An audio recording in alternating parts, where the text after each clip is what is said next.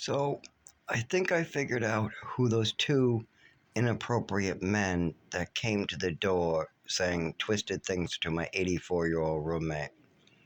Now, let me go over it in the beginning. I have the curtains closed and I'm in the living room where nobody can see me. Somebody knocks on the door and I have David answer it. Or actually, I don't have David answer it, David just answers it. He opens the door and lets the two people in. Now, these two people start convincing, they say they're from Rochester, and they start convincing David, an 84-year-old, that there's nothing he can do about the mold, and they say the first two lines of the code enforcement, but they leave out the third line. They state that there is no code enforcement in Rochester. There's literally no code enforcement in Rochester. And they basically just twist up the words a little bit as well, using the words exactly. There's nothing you can do. There's nothing you can do. Like that, this 84-year-old who's getting sick has literal pounds of mold. I mean, this is another level shit of mold. I mean, if you've gone through the pictures, it's disgusting.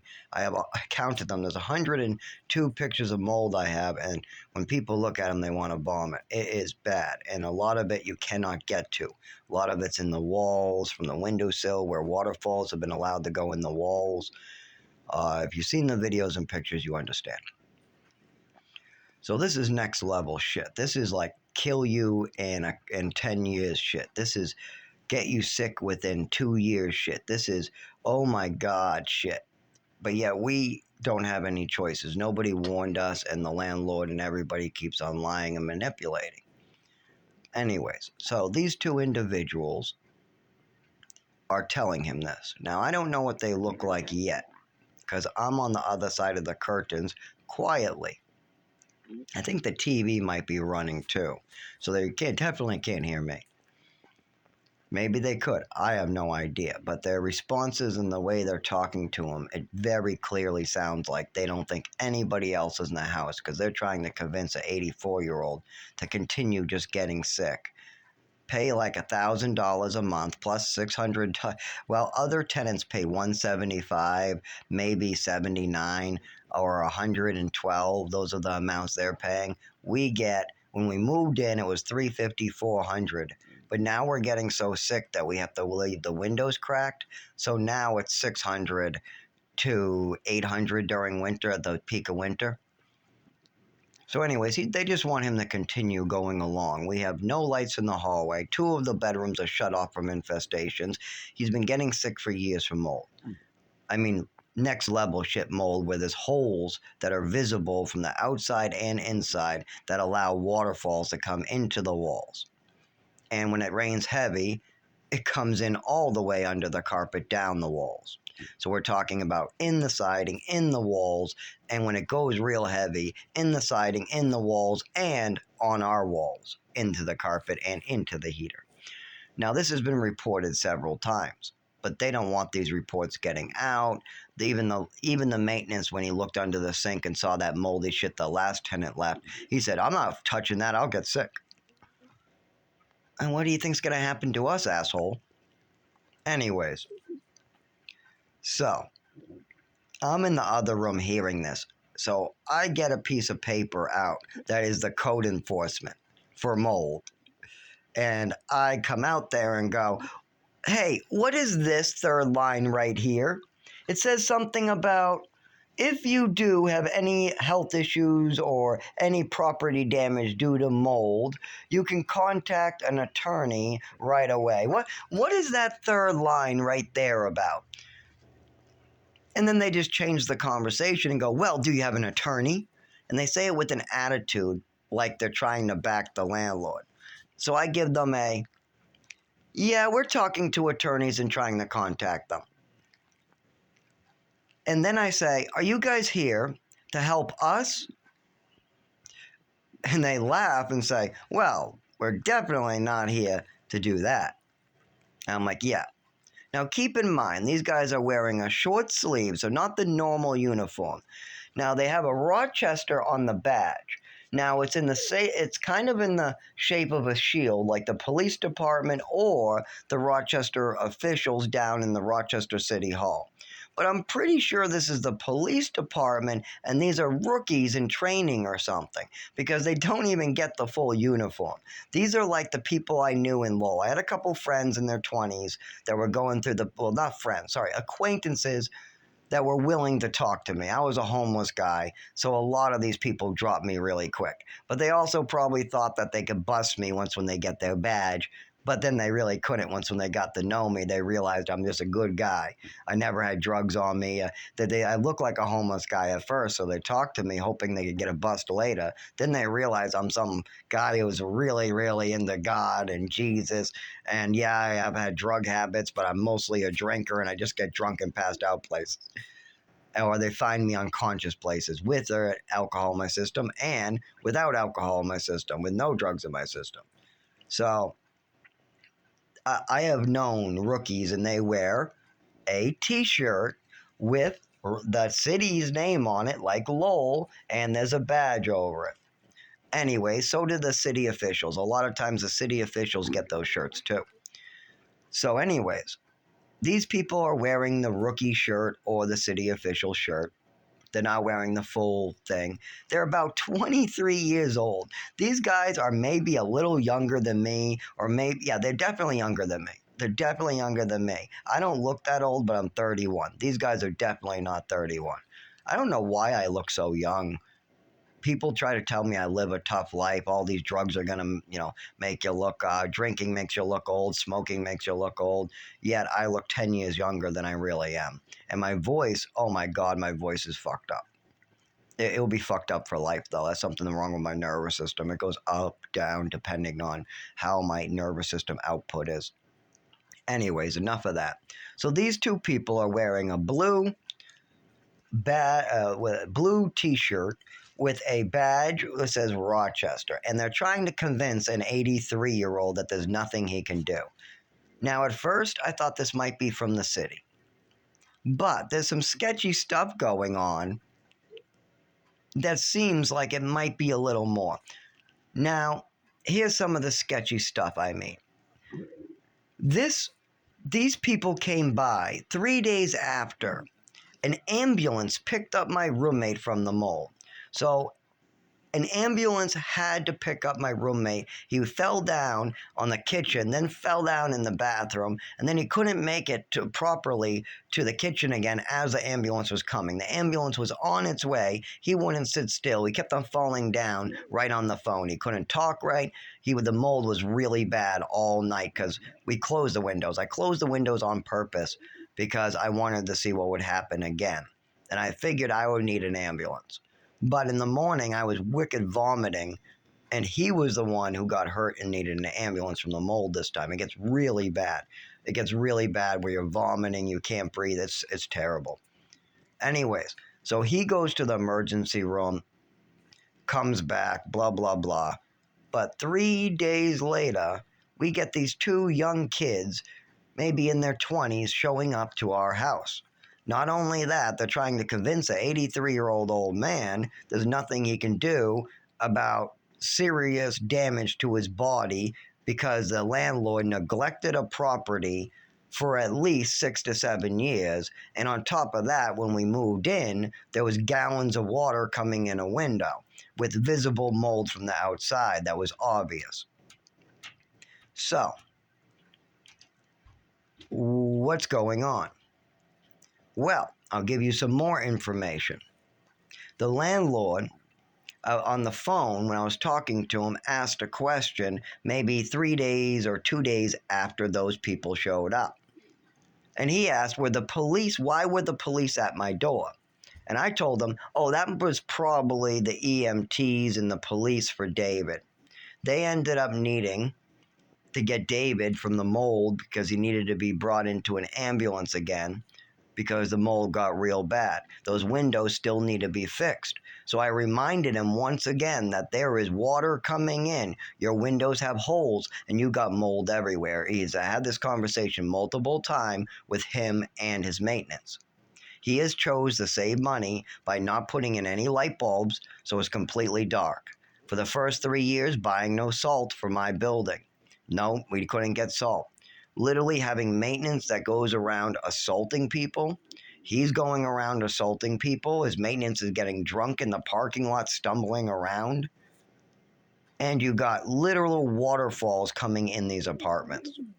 Literal waterfalls. Water falling down walls. That is the correct term. I'm sorry about the background noise. I just slammed my arm accidentally against my med box. I shake when talking, and it's annoying. That's why this is blacked out. So, let me see. There was only police officers here 2 times. Once when David needed an ambulance because he couldn't get up and he was falling down all over the place, dizzy, coughing, couldn't breathe, sickness once again. On top of that, this isn't his first dizzy spell. I've seen it every time I close the windows. I've seen it every time it rains or the mold is heavy. Not rains. It's actually not when it rains.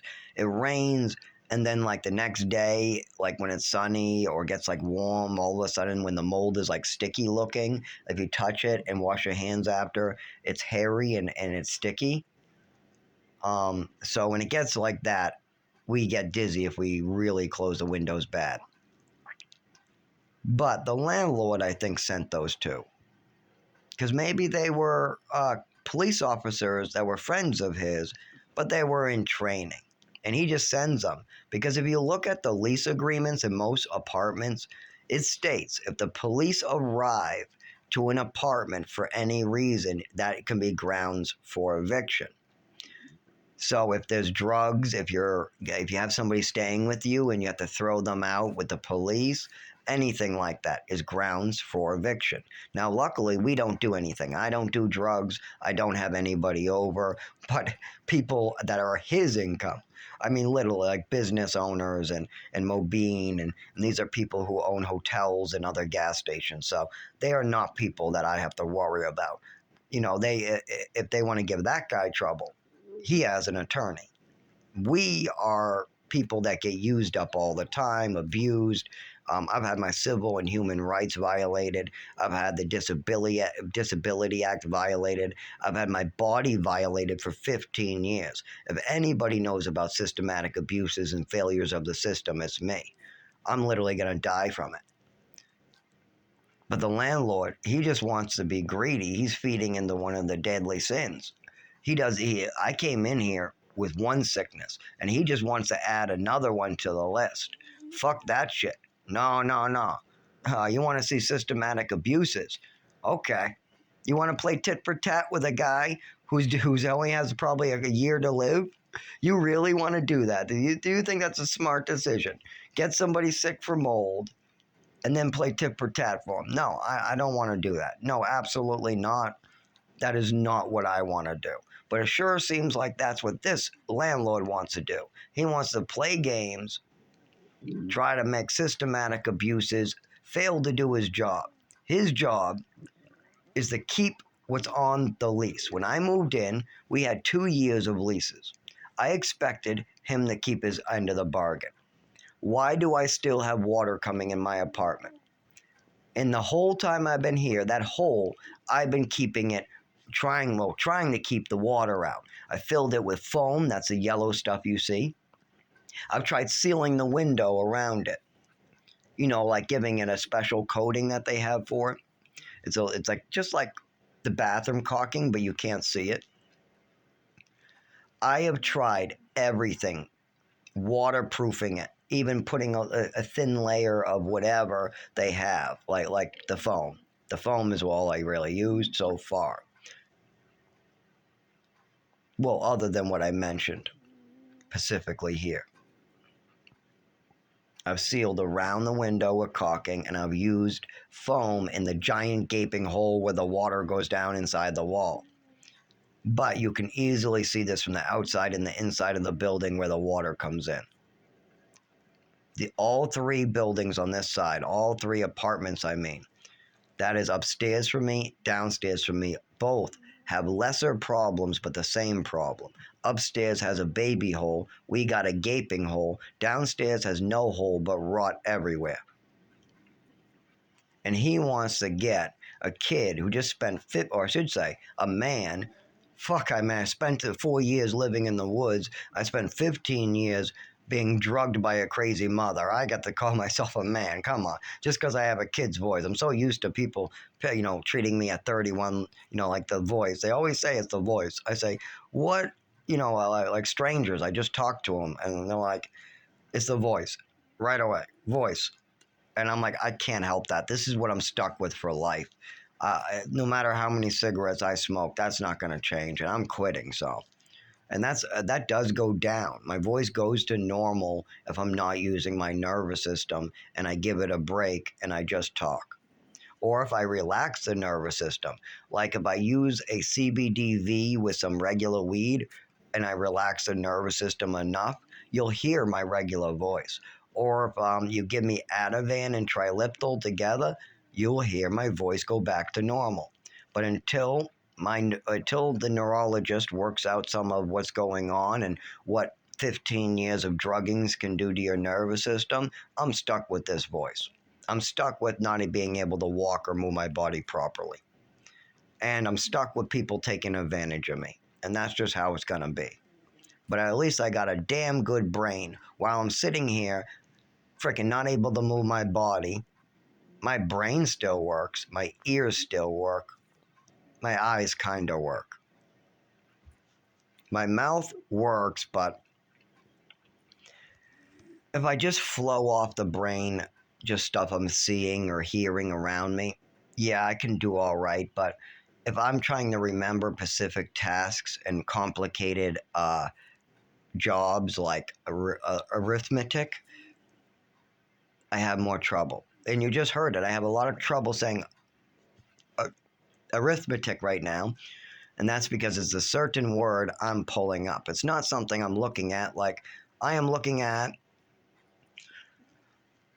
Dasani 100% water. Bottled, I'm also looking at melatonin, that is an empty bottle that is green. I can say those great, can't I? With no problem, no difficulty, even though Dasani is a hell of a word to say.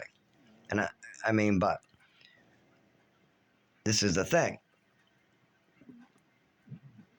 I'm trying to pull up specific memories and information, some of them PTSD, some of them describing a person's blue t-shirt, their age, short haircut, shield kind of shaped badge with Rochester, what usually means minor police department, and these guys are obviously not police. Well, they kind of are. They're wearing a bullshit uniform. Well, lesser uniform. It's not bullshit. They deserve just as much respect as anybody else. But if they're going around taking orders from a landlord, they don't deserve one bit of respect. That would be corruption. You're taking orders from a landlord, harassing an old man, trying to give him misleading information. Then when another person comes out asking a question, you change the conversation to get information for the situation. That's not honest. That's not your job. And you must be doing it for either profit or something from this landlord. Or if they are from Rochester, it's trying to cover up something so they can continue renting out a building. So either way, somebody's corrupt. Either these two individuals are corrupt and Rochester is not listening to reports that they need to take, and that could be from corruption, or just Rochester is, or sorry, two police officers are corrupt, Rochester, or, oh no, either way, it would just be Rochester and the police would be out of it completely. Yeah, it would just be Rochester in the other circumstance because, if those two are not rookies from the police department, then, yeah. Or if they just could be two people wearing the shirt. Maybe the landlord somehow had access to Rochester PD trainee shirts. Put them on two sons or friends of his sons or something. And then he's going to make a report that the police were, visited. I don't know what it is. The landlord also could be just talking, like I said. about the police that were here with the EMTs to pick up David 3 days prior. That makes perfect sense. But that's still, those two people had Rochester official T-shirts, and they said they were from Rochester. They didn't give information to them too much, so they were very vague. They got right to, you can't do nothing about it, and they kind of just, they were trying to convince him there was nothing he can do about waterfalls and large amounts of mold and lights being out, and that he should just give up, and that's it. Um, I'm pretty sure that's not common. I'm pretty sure, though, that is definitely the wrong way. I mean, they definitely seemed like they were for the landlord or worked for the landlord. And this wouldn't be the first time the landlord had goons. He has a lot of goons. It's almost like a mini mafia. I'm not even kidding. It's like a little mini mafia. The only one that I gotta say was not a goon for a while was this guy named Fran. He did not seem like a goon at all. He had no ulterior motive. He did not seem to care. Maybe he knew more or had an alternative motive in other places. I have no idea if he talked, or like, and this was very, very two faced, but if he was,